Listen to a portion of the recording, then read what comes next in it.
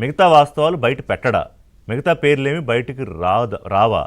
సగం వరకు వచ్చాక జిప్ వేసేస్తోంది ఎవరు? ప్రొటెక్ట్ చేస్తోంది ఎవరు? ఇక్కడ మొదటగా నేను విజయసాయిరెడ్డి గురించి చెప్తాను. నేను ఆ, విజయసాయిరెడ్డి ఎంత తెలివైనోడు అంటే ఆ తెలివితోనే అతను సర్వనాశనం కూడా అయ్యాడు.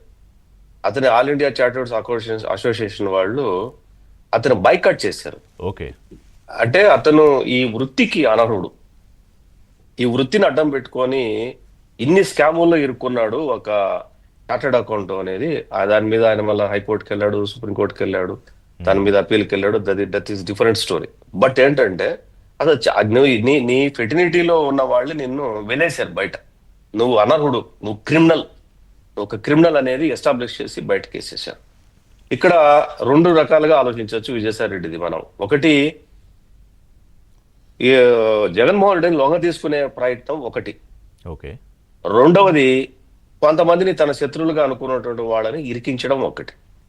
ఓకే. లొంగ తీసుకునే క్రమంలో ఇతను అప్రూవర్ గా మారుతాడా ఆయన కేసుల్లో?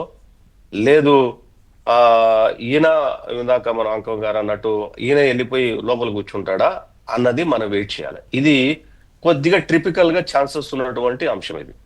కానీ రెండోది మాత్రం చాలా పాజిబిలిటీస్ ఉన్నాయి. ఏంటంటే గత గవర్నమెంట్ లో మనం స్కీముల గురించి ఏదైతే మాట్లాడుతున్నామో ఆ స్కీములు మొత్తం టాప్ టు బాటమ్ చిట్టా విజయసాయి దగ్గర ఉండడం అయితే ఖాయం.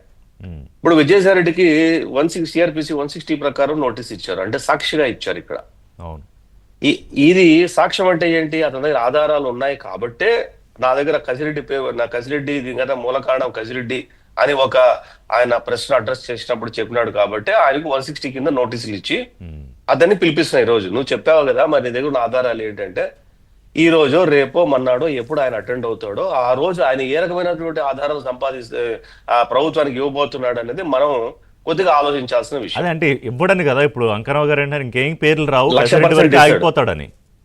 లేదు, లక్ష ఇక్కడ నేను రెండు ముఖ్యమైన విషయం ఒకటి చెప్పాను. జగన్మోహన్ రెడ్డి లొంగ తీసుకోవడానికి అతను చాలా మంది మీద పడతాడు. అతను జగన్మోహన్ రెడ్డిని లొంగ తీసుకోవడం అంటేనే చుట్టూ ఉన్న వాళ్ళని ఎలిమినేట్ చేయటం జగన్మోహన్ రెడ్డికి. సో అతని ప్రైమ్ ఆఫ్ ఏసీ కసిరెడ్డితో ఆగదు. అది చాలా మందిని టచ్ చేస్తుంది. ఎందుకంటే మనకు పాతదేం కాదు, మనం చదువుకున్న దేవతల కాలంలో ఒకటి ఉంది. వరహ కాదు, సింహరూపంలో ఉన్నటువంటి చంపాలనుకున్నప్పుడు ఎక్కడ నీ దేవుడు అంటే ఆడు చెప్తాడు, ఇందువలన అందువలన ఎందెందు వెతికినా అందంతే కలడం అని చెప్పేసి ఒకటి ఉంటది. అక్కడ ఇట్లా ఈ గత ప్రభుత్వంలో నువ్వు ఏ 2 అడుగులు గొయ్యి తీసినా, 1 అడుగు గొయ్యి తీసినా ప్రతి చోట కూడా స్కామ్ అనేది ఉంది. ఈ స్కాములు అన్ని తెలిసిన వ్యక్తి, ఏకైక వ్యక్తి ఈ రోజు బయటపడిన వ్యక్తి ఒక్క విజయసాయి రెడ్డి. సో ఖచ్చితంగా విజయసాయి రెడ్డి జగన్మోహన్ రెడ్డి ఉన్న చుట్టూ ఉన్నటువంటి ఇంకోటి ఉంది కదా, విజయసాయి రెడ్డి ఇదంతా ఊహించలేని వాడు కాదు, తెలియని వాడు కాదు. మీరే చెప్పినట్టు చాలా ఇంటెలిజెంట్, ఇందాక చెప్పుకున్నట్టు. సో ఇదంతా గమనించుకుని బయటకు వచ్చేసి మరొక షెల్టర్ అని వేరేగా అనడం ఎందుకు?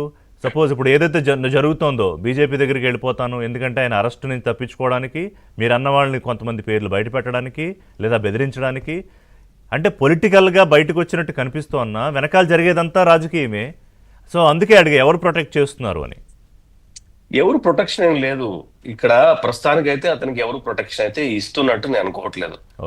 తనే మొదలు పెట్టాడు. ఇక్కడ తనే మొదలుపెట్టి నేను ఉపయోగపడగలను అని చెప్పేసి కొంతమందికి మెసేజెస్ పంపుతున్నాడు. మీరు నాకు షెల్టర్ ఇస్తే నేను ఇంకా చేయగలను అనేది ఆయన sending messages to all the parties. ఆ ఏ పార్టీ ఆశ్రయం ఇస్తుందో ఆ పార్టీలో జాయిన్ అవ్వడానికి అవకాశం అయితే ఉంది. ఏ పార్టీ ఉంది కాదు ఇంకా ఉండడానికి ఏ పార్టీ ఉంది? మీ పార్టీలోకి రాలేడు కాదు, మీ పార్టీలోకి రాలేడు, కాంగ్రెస్ లోకి పోడు, ఇంకా ఆప్షన్స్ ఒకటండి జనసేనలోకి వెళ్ళే అవకాశం లేదు. I'm not going to take any party name here. Any పార్టీలకి వెళ్ళొచ్చు, ఎక్కడ ఆశ్రయం దొరికి నాకు ఇబ్బంది లేదు అనుకున్న చోట. ఎందుకంటే ఇవన్నీ మాట్లాడే ముందు విజయసాయి రెడ్డి పిచ్చోడు కాదు, విజయసాయి రెడ్డి చాలా బాగా తెలుసు, గొడ్డల గురించి తెలుసు, డ్రైవర్